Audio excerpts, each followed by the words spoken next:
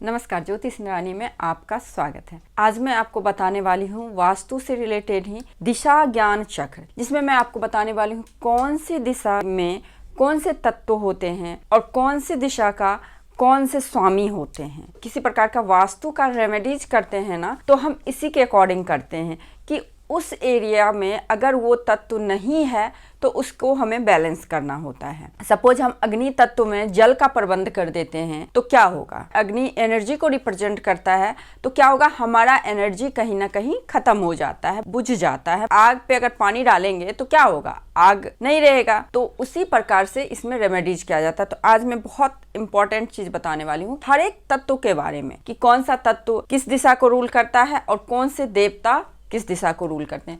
जैसा कि आप यहाँ पे बोर्ड पे देख रहे हैं, बिल्कुल क्लियर है लिखा हुआ, आप देख सकते हैं इस प्रकार से। तो देखिए, सबसे पहली बात तो है ना, हम ईस्ट से लेते हैं। ईस्ट दिशा जिसे कि हम लोग पूर्व दिशा बोलते हैं। पूर्व दिशा में फायर एलिमेंट होता है, जैसा कि वास्तु है ही 5 तत्वों को बैलेंस करने का चीज। तो इसमें आप देखेंगे क्या, फायर एलिमेंट, ईस्ट जो डायरेक्शन है वो फायर एलिमेंट होता है वहां पे। अब उसके देवता कौन से हैं, इंद्र देवता हैं। अब उसके बाद आइए आप अग्नि कोण, जिसको कि हम लोग साउथ ईस्ट बोलते हैं, अग्नि कोण को। इस दिशा को भी कौन सा तत्व रूल कर रहा होता है, फायर एलिमेंट ही। तभी तो यहाँ पे हम लोग क्या बोलते हैं, अनार का पेड़ लगा लो, आग का व्यवस्था करो, यानी कि रसोई घर बना लो, किचन बना लो, तो ये आपके लिए अच्छा होता है। तो ये क्या हो गया आपका फायर एलिमेंट। अब इसके देवता कौन है, इसके देवता अग्नि है। उसके बाद आप आइए, आप ये साउथ, दक्षिण दिशा जो होता है, जिसको कि हम लोग साउथ भी बोलते हैं, ये जो है ना अर्थ एलिमेंट को रिप्रेजेंट करता है, दक्षिण दिशा। तो दक्षिण दिशा में अर्थ एलिमेंट का चीज, यानी कि स्टेबिलिटी का चीज, जहां से हमें स्टेबिलिटी चाहिए। मैं आपको अगले वीडियो में भी बताऊंगी सोडस का कि कौन सा कमरा, कौन सा रूम किस दिशा में बेटर होता है, जो वहां के एनर्जी को हम लोग भरपूर फायदा हम लोग उठा सकते हैं। साउथ कौन सा हो गया, अर्थ एलिमेंट। तो इसके भी देवता कौन से होते हैं, अग्नि देवता होते हैं। साउथ को भी रूल अग्नि देवता कर रहे होते हैं। उसके बाद इधर आइए साउथ वेस्ट, जिसको कि हम लोग नैऋत्य कोण बोलते हैं। तो नैऋत्य कोण भी स्टेबिलिटी का होता है, ये भी जो है ना अर्थ एलिमेंट होता है। जैसे देखिए, आप राशि में भी आप देखते होंगे ना, अर्थ एलिमेंट का राशि कौन सा होता है, मकर राशि होता है अर्थ एलिमेंट का। क्या मैं बोलती हूँ, हर चीज एक दूसरे से कोरिलेटेड है। यहाँ पे आप क्या देखेंगे, इसके जो देवता होते हैं अनंत होते हैं। एक और देवता होते हैं इस कोने का, जिसको कि हम लोग नैऋत्य कोण बोलते हैं। इस कोने का एक और देवता होते हैं नैऋत्य। उसके बाद आइए वेस्ट, पश्चिम दिशा, जिसको कि हम लोग पश्चिम दिशा बोलते हैं। पश्चिम दिशा के जो एयर एलिमेंट तत्व होता है पश्चिम दिशा में, और इसके देवता वरुण होते हैं, जैसे कि हवा के देवता वरुण, ऐसे भी बोला जाता है वरुण देव। अब देखिए नॉर्थ वेस्ट, यानी कि ये हो गया आपका वायव्य कोण।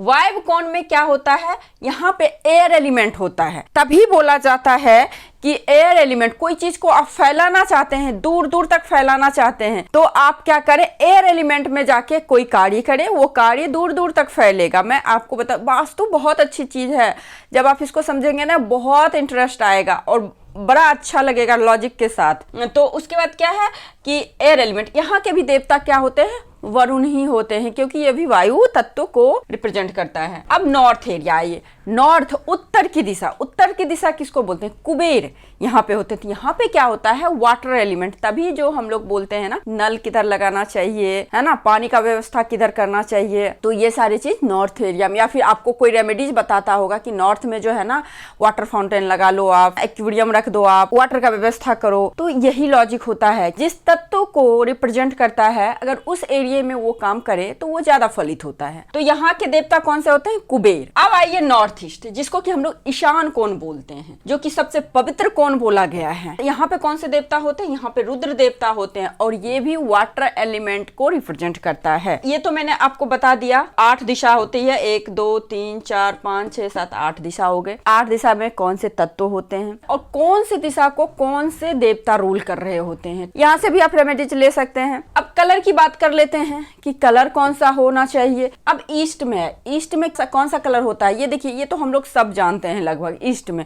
जैसे व्हाइट कलर आप कर सकते हैं, ऑफ व्हाइट रख सकते हैं। उसी प्रकार से साउथ ईस्ट, इसमें आप ऑरेंज कलर रख सकते हैं। उसके बाद आप साउथ, इसमें रेड कलर रख सकते हैं। उसके बाद साउथ वेस्ट, इसमें आप हल्का रेड जो होता है ना, हल्का रेड, पिंक भी नहीं कह सकते, ऑरेंज और रेड को मिक्स करके आप जो एक कलर निकलता है उसको आप रख सकते हैं। वेस्ट हो गया, वेस्ट में आप ब्लैक भी रख सकते हैं, या फिर आप जो है ना ग्रे कलर को यूज कर सकते हैं, उसी प्रकार से नॉर्थ वेस्ट व्हाइट भी रख सकते हैं, या फिर देखिए पानी वाटर कलर रख सकते हैं। वाटर कलर जो एकदम सी वाटर कह सकते हैं, सी वाटर होता है ना, वो वाटर कलर रख सकते हैं। यहाँ पे भी सेम नॉर्थ है तो यहाँ पे भी आप वाटर कलर रख सकते हैं। उसी प्रकार से नॉर्थ ईस्ट में यहाँ पे आप येलो कलर रख सकते हैं, हल्का येलो कलर रख सकते हैं।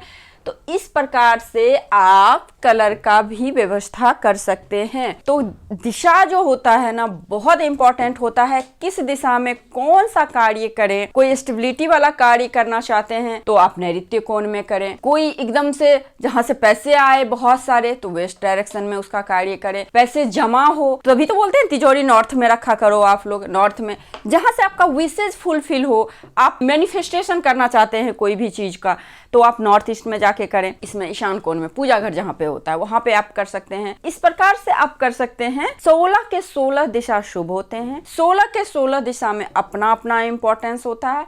हम 5 तत्वों से बने हुए हैं, ये ब्रह्मांड 5 तत्वों से बना हुआ है और हमारी दिशाओं में 5 तत्व है। तो बस 5 तत्वों को बैलेंस करना ही वास्तु है और 5 तत्वों को ही मैंने इसमें बताया है कि कहाँ पे कौन सा होता है। छोटा वीडियो बना रही हूँ ताकि आपको टॉपिक अच्छे से समझ में आ जाए। यदि कुछ क्वेरी वगैरह हो तो आप नीचे कमेंट बॉक्स में कमेंट भी कर सकते हैं। तो आज के लिए बस इतना ही रहने देते हैं। आई थिंक आप लोगों को ये वीडियो अच्छी लगी है। यदि आपको ये वीडियो अच्छी लगी है तो फटाफट वीडियो को लाइक कर दीजिए।